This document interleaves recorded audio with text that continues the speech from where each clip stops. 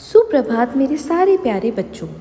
आज हम पढ़ेंगे हिंदी कक्षा 5 का पाठ 9 एक माँ की बेबसी पार्ट 1। बच्चों, ये इस कविता का पार्ट 1 है। इसमें हम कविता को पढ़ेंगे और समझेंगे कि कविता में हमें क्या कहा गया है, और इसी के पार्ट 2 में हम इसके प्रश्नोत्तर इत्यादि करेंगे। तो चलिए शुरू करते हैं। पार्ट 9 एक माँ की बेबसी। ये आप लोगों को अपनी पाठ्यपुस्तक रिमझिम के पेज नंबर 68 पे कविता मिल जाएगी। चलिए शुरू करते हैं। इस कविता को पढ़ते समय आँखों के सामने कई चित्र बनते हैं। बचपन का चित्र, बचपन के खास समय, खेल और साथियों का चित्र। उन साथियों में एक खास साथी रतन का और एक माँ का चित्र। इसे पढ़ो और महसूस करो। बच्चों, जब इस आप कविता को पढ़ेंगे तो आपके सामने आपका जो बचपन है, चाइल्डहुड है, उसका चित्र आपके सामने बन जाएगा। आप उस समय क्या करते थे, कैसे खेल खेलते थे, ये सब आपकी आंखों के सामने आने लगेगा। और आप अपने खास साथी, जो कि जिसके बारे में आप इस कविता में पढ़ेंगे, उसका नाम है रतन, और उसकी माँ, इन दोनों का चित्र भी आपकी आंखों के सामने बन जाएगा। इसे पढ़ो और महसूस करो। तो हमें इस कविता को सिर्फ पढ़ना नहीं है, इसे महसूस भी करना है, इसे फील करना है। कविता धीरे धीरे पढ़ने की चीज़ है। उसे मन में उतरने में काफ़ी समय लगता है। कभी कभी तो बरसों बाद हम बचपन की पढ़ी कविता पढ़ते हैं तो लगता है पहली बार पढ़ा है इसे। तो बच्चों, जो कविता होती है वो धीरे धीरे पढ़ने की चीज़ है। उसे आराम आराम से पढ़ा जाता है। एक एक लाइन, एक एक शब्द का अर्थ समझने के साथ साथ उसे पढ़ा जाता है, ताकि हम उसे अच्छे से समझ सकें कि उसका मतलब क्या है। जब बचपन में हम कोई भी कविता पढ़ते हैं तो हमें उसका अर्थ समझ में नहीं आता। हम सिर्फ मनोरंजन के लिए वो पढ़ते हैं। पर जब हम बाद में उसी कविता को अच्छे से पढ़ते हैं, बड़े होने के बाद, तो हमें लगता है कि ये कविता का असली मतलब आज हमें समझ में आया है। कविता पढ़ने के बाद मन के किसी कोने में घर बना लेती है। किसी मौके पर वह उभर आती है। कविता को बच्चों, जब भी हम पढ़ते हैं तो कविता कहीं ना कहीं हमारे मन के कोने में, हमारे दिल में अपना एक घर बना लेती है। और जब भी हमारे साथ वैसा ही होता है जैसे कविता में बताया गया था, तो हमें लगता है कि ये सब तो हम पढ़ चुके हैं पहले से। कविता कहानी सबके साथ यह होता है, इसलिए हमें इससे चिंतित होने की ज़रूरत नहीं कि कविता एक बार में पूरी तरह समझ में आ रही है या नहीं। बच्चों, कविता और कहानी हम सबके साथ यह होता है। मतलब जो कविता और कहानी होती है वो क्या होता है, वो हमारी ज़िंदगी में जो भी घटनाएं घट रही है उसी के ऊपर आधारित होती है।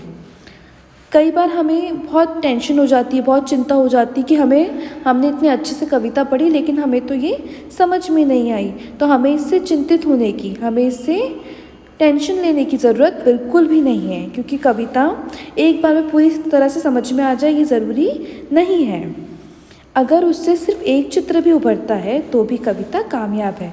अगर आप कोई भी कविता पढ़ रहे हैं और आपकी इमेजिनेशन में, आपकी जो कल्पना है, उसमें कोई एक चित्र भी बन गया, आप किसी एक पात्र के बारे में भी कुछ समझ पाएँ, तो भी ये कविता के लिए बहुत अच्छी बात है। हमें कविता समझ में आई, कविता जो है वो कामयाब है। तो चलिए आगे पढ़ते हैं।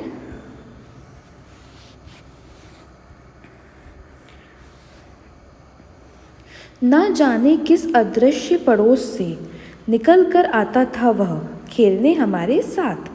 तो बच्चों, यहाँ पे बात की है अदृश्य पड़ोस।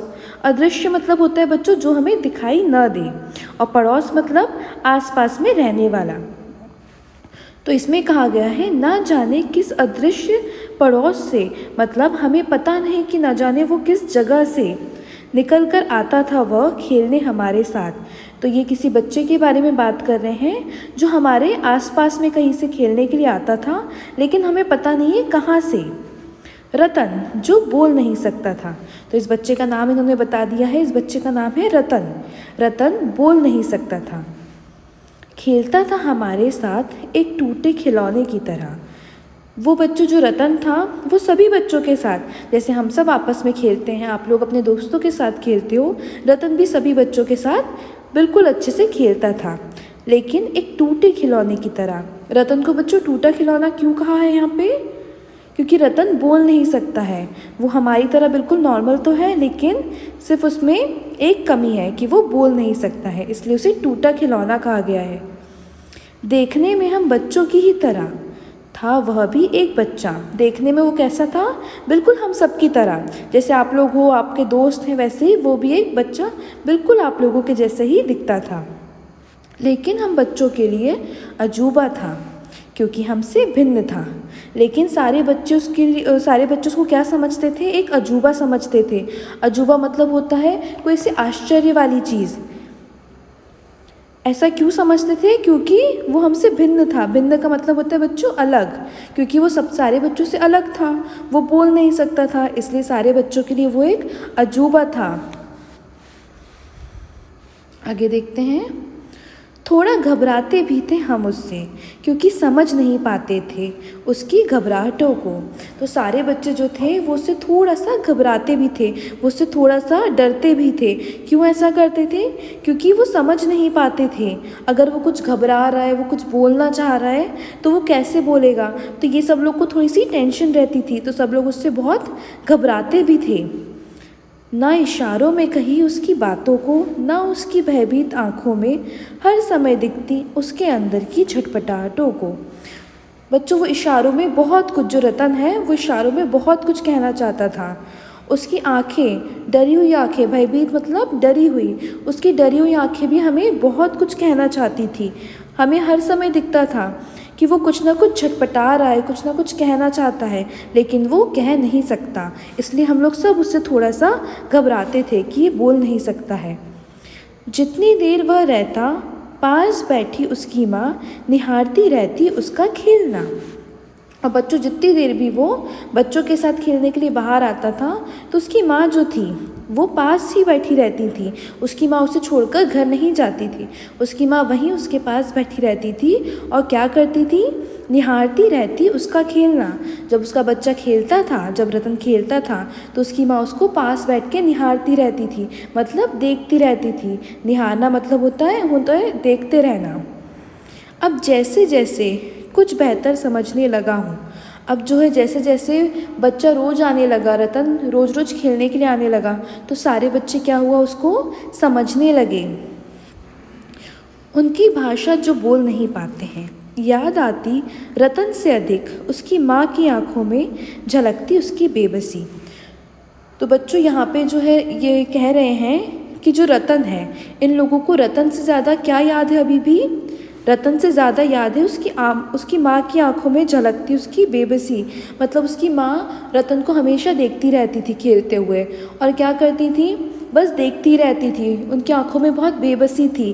बेबसी का मतलब होता है बच्चों कि कुछ करना, कि हम कुछ करने चाहते हैं लेकिन हम वो कर नहीं सकते हैं, वो हमारे हाथ में नहीं है। उसकी माँ बहुत चाहती है कि उनका बच्चा बिल्कुल सारे बच्चों की तरह खेले, बोले उनकी तरह, पर क्या उसकी माँ उसको आवाज़ दे सकती है? नहीं, उसकी माँ उसको आवाज़ नहीं दे सकती। कुछ चीज़ें सिर्फ भगवान के हाथ में होती है। तो उसकी माँ एक बहुत बेबस माँ है कि वो चाहती है कि उसका बच्चा बोल सके, लेकिन वो उसके लिए कुछ नहीं कर सकती। तो हमें जो है रतन से ज़्यादा किसकी याद आती है? उसकी माँ की आँखों की, क्योंकि उसकी माँ की आँखों में हमेशा एक दर्द दिखता है, एक बेबसी दिखती है कि उसका बच्चा भी खेले कूदे, सारे बच्चों की तरह वो भी बात करे, लेकिन वो कुछ नहीं कर सकती, इसलिए सिर्फ उसे देखती रहती थी। तो बच्चों, ये एक छोटी सी कविता थी। इसके कवि हैं कुंवर नारायण, जैसे कि आप लोगों को यहाँ पे दिख रहा है, इसके कवि हैं कुंवर नारायण। तो ये एक छोटी सी कविता थी एक माँ और उसके बच्चे रतन के ऊपर। आशा करती हूँ आप सबको ये समझ में आई होगी और इसे पढ़कर मज़ा भी बहुत आया होगा। Thank you.